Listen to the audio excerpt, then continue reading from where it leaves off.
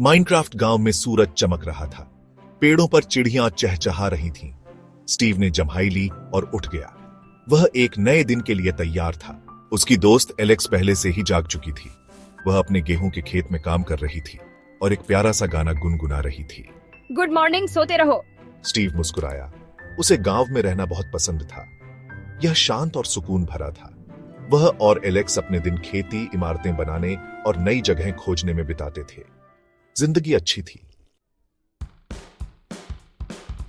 जैसे ही सूरज डूबने लगा, गांव वाले अपने अपने घरों को लौट गए। दिन भर की मेहनत के बाद वे आराम करने के लिए तैयार थे, लेकिन उन्हें नहीं पता था कि रात उनके लिए क्या लेकर आने वाली है। स्टीव और एलेक्स ने अपने दरवाजे कसकर बंद कर लिए, क्योंकि वे जानते थे कि अंधेरे में खतरा छिपा रहता है। हर रात की तरह उन्होंने अपने घरों को सुरक्षित किया, लेकिन इस बार कुछ अलग था। अचानक एक भयानक दहाड़ गांव में गूंज उठी। यह आवाज इतनी जोरदार थी कि हर कोई डर के मारे कांप उठा। फिर एक और एक और। ज़ॉम्बीज़ कराह रहे थे, कंकाल खड़खड़ा रहे थे। यह एक संकेत था कि कुछ भयानक होने वाला है। राक्षस हमला कर रहे थे।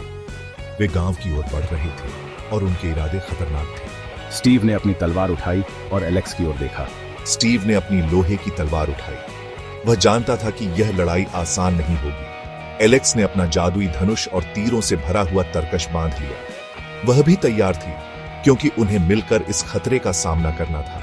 वे गांव वालों को डर से चिल्लाते हुए सुन सकते थे। हर कोई अपनी जान बचाने के लिए भाग रहा था। उन्हें जल्दी से काम करना होगा। समय बहुत कम था और राक्षसों का हमला तेजी से बढ़ रहा था। स्टीव और एलेक्स ने एक दूसरे की ओर देखा और बिना समय गवाए लड़ाई के लिए तैयार हो गए। स्टीव और एलेक्स गांव के चौराहे पर भागे। वे जानते थे कि उन्हें मिलकर काम करना होगा। ज़ॉम्बीज़ का एक झुंड लकड़ी की बाड़ तोड़ रहा था। स्थिति गंभीर थी। कंकाल दूर से तीर चला रहे थे। हर दिशा से खतरा था। क्रीपर्स फुफकार रहे थे, फटने के लिए तैयार। समय बहुत कम था। एलेक्स, कंकालों को संभालो, हम उन्हें रोक सकते हैं। वह दुश्मनों पर टूट पड़ा। उसकी तलवार चमक रही थी। स्टीव ने अपनी पूरी ताकत लगा दी। उसने ज़ॉम्बीज़ को काट डाला, अपनी ढाल से उन्हें पीछे धकेल दिया। वह निडर था। तीर चलाती है, ये लो, हड्डियों के ढेर। एलेक्स ने निशाना साधा। एलेक्स ने अपने धनुष की डोरी खींची। उसकी आंखों में दृढ़ता थी। जलते हुए तीर हवा में उड़े जैसे आग का तूफान। कंकालों को आग लगा दी। वे जलने लगे।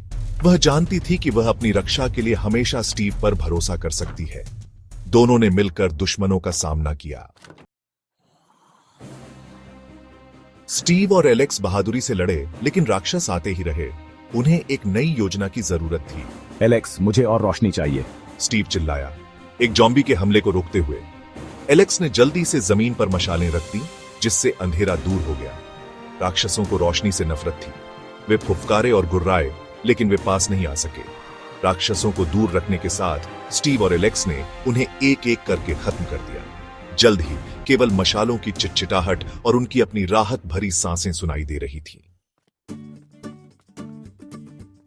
जैसे ही भोर की पहली किरणों ने आकाश को रोशन किया, एक नई उम्मीद की किरण भी गांव में फैली। स्टीव और एलेक्स ने गांव का जायजा लिया। वे रात की घटनाओं को याद कर रहे थे और सोच रहे थे कि कैसे उन्होंने गांव को सुरक्षित रखा। टूटी हुई बाड़ें और बिखरी हुई हड्डियां थीं, जो रात के संघर्ष की गवाही दे रही थी। लेकिन गांव वाले सुरक्षित थे।